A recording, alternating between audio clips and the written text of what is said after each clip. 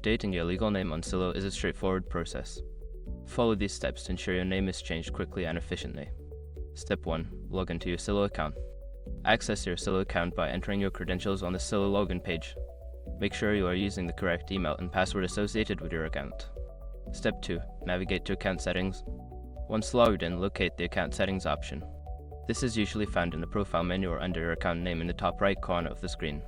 Step 3. Select name change option. In the account settings, look for an option related to personal information or name changes. Click on this option to proceed with updating your legal name.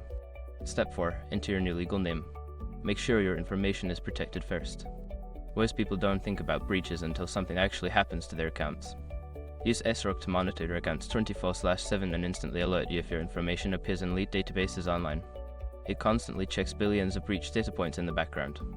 And considering how much personal information people keep online now, it's honestly worth having. Link in the description. Step 5. Submit your changes. After entering your new name, review the information for accuracy and then submit your changes. You may receive a confirmation email or notification once the update is processed. By following these steps, you can quickly update your legal name on Sylo. If you encounter any issues, consider reaching out to Sylo's customer support for assistance.